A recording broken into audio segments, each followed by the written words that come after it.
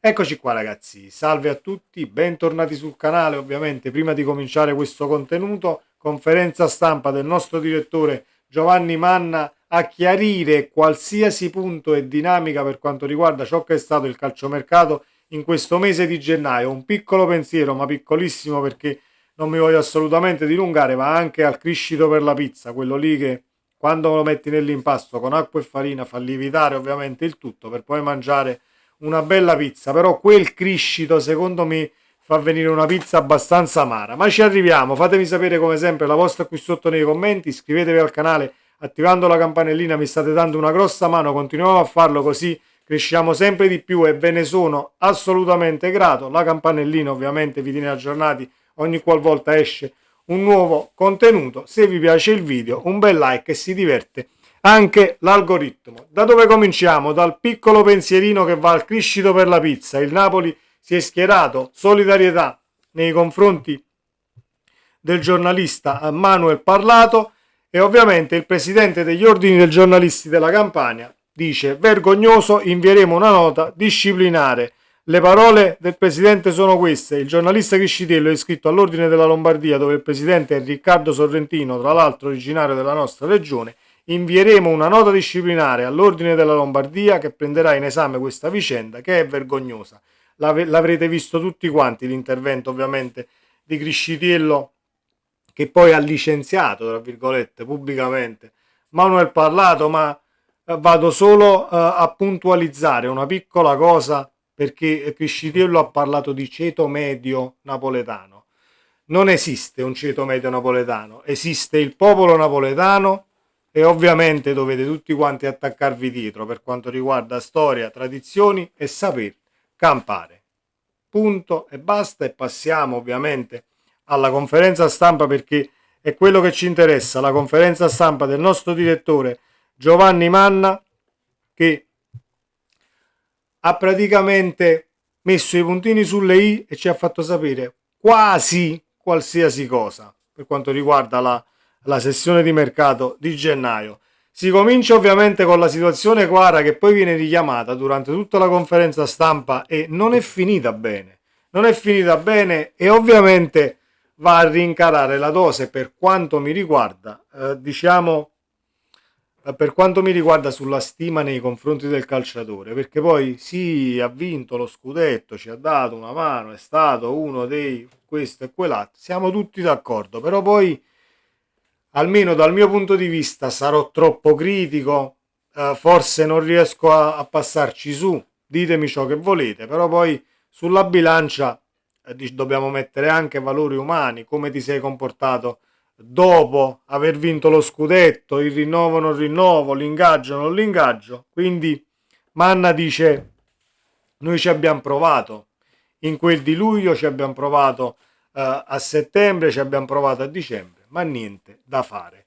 E quindi se tu trami dietro alle spalle del Napoli, te ne puoi tranquillamente andare, e io in primis non è che ti vado ad augurare una carriera che deve finire domani, per amor di Dio, però la scelta l'hai fatta. Padre Tempo opera in silenzio e la storia parla da sé per tutti quelli che non hanno più voluto indossare la maglia del Napoli, perché poi ci sono quelli che sono andati via, lo sapevamo che andavano via da uomini, e quindi sono situazioni diverse per quanto riguarda Quara e diciamo il resto dei calciatori che sono andati via da Napoli. Si parla di rinnovi Anghissà, Olivera e Meret. Con Olivera siamo diciamo addirittura d'arrivo, con Anghissà si è parlato e si rinnoverà, anzi Manna ci ha detto che il Napoli vorrebbe stipulare un altro contratto, perché nel contratto che c'è adesso c'è l'opzione di rinnovo per altri 2 anni, quindi per farlo stare più tranquillo, dice Manna, Franca ha un contratto che prevede 2 anni di opzione, ma abbiamo parlato anche con loro per cercare di fare un contratto nuovo per renderlo più tranquillo. Lo faremo nei prossimi mesi perché non c'è un'incombenza come non ce l'avevamo con Olivera, ma perché lo merita, vuole fortemente restare e faremo le valutazioni più corrette. Così anche per Meret, vuole rinnovare fortemente, bisogna solo limare, ma lo sapevamo già, forse un tantino di ritocco all'ingaggio, ma non dovrebbero esserci problemi. Come è andata per Danilo? Situazione che ci interessava, l'abbiamo letta molto bene nei video che sono sul canale, anche se ovviamente Manna non è che può andare in conferenza e dice no, dietro c'è anche lo zampino della Juve. Scelte personali, ha fatto una scelta di vita, però la situazione che abbiamo letto su Danilo, ovvero il Napoli aveva il sì, perché Manna Palla avevamo tutto per tutto pronto, quindi ecco perché poi non sei andato su un altro difensore, eri sicuro che Danilo veniva a Napoli a portare esperienze e a darci una mano. Non è stato così sul finale, e è sul finale che poi a me vengono retropensieri per quanto riguarda, sì, forse una scelta familiare, però si parlava comunque di un anno e mezzo, quindi o torni in Brasile oggi o torni tra un anno e mezzo, non è che torni tra 30 anni, quindi ecco perché vado sempre a pensare un tantino che sì, la scelta personale, ma comunque sicuramente si è valutato anche in casa Juve, spingendo un tantino forse il calciatore per non andare a rinforzare poi la nostra squadra, la squadra di Conte. Conte disse che Napoli doveva essere più stazione di passaggio, non più una stazione di passaggio, poiché non sarete mai all'altezza delle big per parametri. Come si risana? Le strategie sono sempre convergenti, non c'è da risanare qualcosa, lui è focalizzato sul campo e sul lavoro, stare qui a parlare troppo di mercato sminuisce ciò che è stato fatto finora. A me piace l'esposizione di Manna e si è parlato anche di scudetto, sappiamo perfettamente qual è l'obiettivo e Manna tranquillizza tutti, la squadra comunque è strutturata per rendere al massimo una partita a settimana. Da Garnacio a San Maximin fino a Okafor ci dà qualche retroscena. Ce ne sono stati anche altri che non sono usciti. Garnacio l'abbiamo trattato ed incontrato anche prima della partenza di Quara. Abbiamo fatto un'offerta importante allo United, ci siamo avvicinati molto. Il calciatore per lasciare la Premier a gennaio, perché a luglio poi era diverso, voleva essere accontentato economicamente, cosa che in questo momento non possiamo fare, non vogliamo e non trovo neanche corretto quando c'è una media salariale nello spogliatoio e metti un giovane che guadagna uno stipendio più alto, non è corretto. Ma ne ha parlato anche ovviamente di calciatori che si sono fatti il mazzo, per non ripetere le parole ovviamente del direttore, e quindi vai un attimo a scombussolare la situazione. Ecco perché mi soffermo un attimo e dico il Napoli sta cambiando, non voglio dire che è cambiato del tutto, ma è tutta un'altra situazione. Andatemi a trovare nel passato della gestione De Laurentiis una conferenza stampa del genere sul calciomercato dove è stato detto praticamente tutto e sono state chiare, anzi chiarissime le parole del direttore. Non c'è alcun mal di pancia o mal di stomaco per quanto riguarda Conte e società, tutti in linea. C'è delusione, come è normale che sia in una sessione di mercato che poi diciamo doveva portare qualcosina, perché il Napoli si è mosso per fare qualcosa, poi non è andato come doveva andare, ma il rammarico c'è, ma andiamo avanti e c'è un campionato ovviamente da giocare.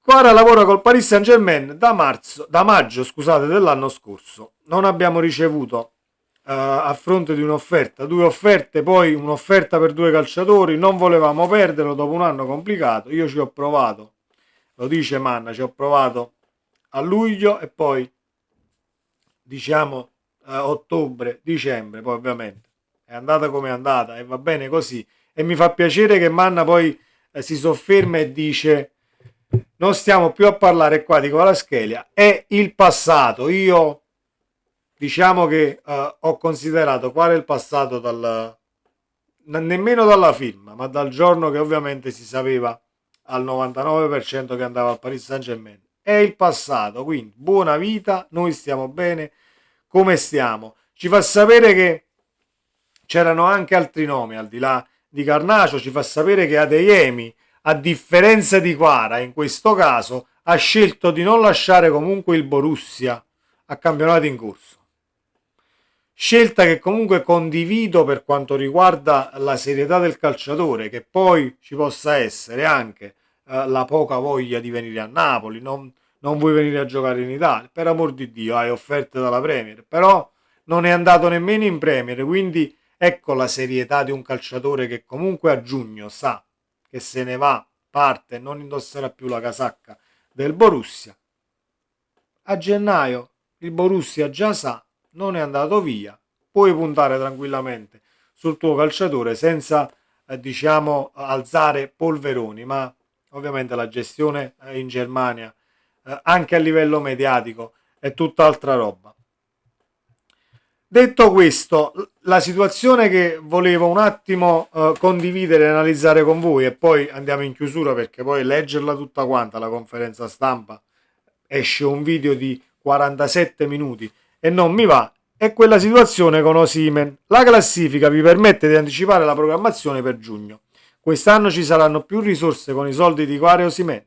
Io ho iniziato a giugno lavorando per step col miglior tecnico in circolazione, lo dicono i fatti, lui è stato bravo ad aspettarci, la squadra l'abbiamo consegnata all'ultimo giorno di mercato, il presidente ci ha permesso di fare delle cose anche senza l'uscita di Osimhen, le scelte erano già fatte da 20-30 giorni ma serviva la disponibilità economica e ADL ha dato l'ok.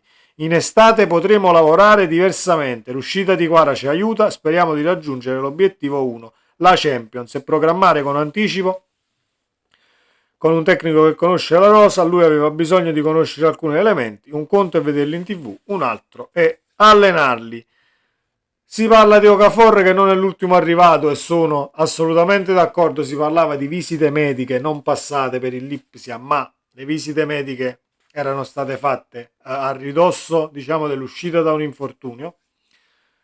Manna dice comunque indietro per quanto riguarda il lavoro rispetto ai parametri con i quali lavora il Napoli, perché poi non sono gli stessi, possono anche variare parametri da società a società per quanto riguarda gli allenamenti, per quanto riguarda statistiche che vai comunque ad esaminare di ogni calciatore che hai in rosa, dirà la sua e noi siamo contenti assolutamente così. Ultima cosa, e mi auguro che siate arrivati alla fine di questo video perché ci sono dei ringraziamenti da fare per quanto mi riguarda, poi voi mi direte la vostra. Al presidente, il Napoli è tutta un'altra cosa da quando è arrivato Conte. Il Napoli manda il direttore sportivo in una conferenza stampa al bacio per fare chiarezza e per rispedire al mittente qualsiasi chiacchiera che si fa poi in quei salottini che abbiamo analizzato a inizio video, quelli là del criscito della pizza eccetera eccetera. E quindi non c'è trippa per gatti e non potete mangiarci, diciamo, per quanto riguarda lo sparare cazzate, perché il Napoli è stato molto ma molto chiaro. Il presidente ha investito 167 milioni di euro in acquisti nella sessione estiva, salvo tracolli clamorosi. Dovremmo arrivare in Champions e quindi entreranno 40 milioni per l'accesso, una ventina di milioni stimati più o meno per quanto riguarda le 8 partite che giocherai, perché quando sei dentro hai 8 partite da giocare con un introito di circa 20 milioni, altri introiti potrebbero arrivare nel caso poi passi il turno, un totale di 60-70 milioni con un bilancio 2024-2025 già in attivo, perché poi i soldi di Quara sono entrati, 75 milioni la vendita di Quara e 75 li dovete posare per Osimhen, perché non credo che poi il Napoli nella situazione che verrà, quella di giugno, starà lì a fare no, quello ha fatto 60, quell'altro lo vuole a 59, 67, no. Carta canta e la clausola c'è, pagate e avrete il cammello. Possiamo chiacchierare come al bar, sicuramente per quanto riguarda il Napoli, il presidente, ci saranno sempre quei tifosi che poi il pappone, cacci sord, è sempre la stessa storia. Dobbiamo vincere lo scudetto, siamo in corsa per lo scudetto e non si è fatto niente. Io sono stato molto chiaro, ci si poteva parare, tra virgolette, per quanto riguarda la situazione numerica e gli infortuni, ma per una partita a settimana e poi me ne mancano 15. Alla fine abbiamo tutte le armi per poter arrivare a fine campionato come si deve. Poi tireremo le somme in quel di giugno. Detto questo, io dopo questa conferenza stampa e dopo questa sessione di mercato sono assolutamente tranquillo. Non lo ero così tranquillo, ma lo sapete dalla cronologia dei video, e chi è iscritto da un bel po' lo sa benissimo. Non ero tanto tranquillo per quanto riguarda la situazione che ho appena detto a livello numerico, arriva un infortunio, eccetera, eccetera. Però per come abbiamo poi conosciuto le dinamiche nella conferenza stampa del direttore Giovanni Manna, alziamo le mani e fiducia a questa società, all'allenatore, ai calciatori, al direttore, a Oriali che non si sente e non si vede mai da nessuna parte, in nessuna notizia, qualche intervento, che però sono quei personaggi che sega e non fanno rumore. Come si dice a Napoli, la Napoli che non ha ceto medio, è una Napoli ed è un popolo napoletano completamente innamorato della sua storia, della sua città, della sua squadra, almeno per quanto mi riguarda. Sempre Forza Napoli, ci vediamo nel prossimo video. Ciao.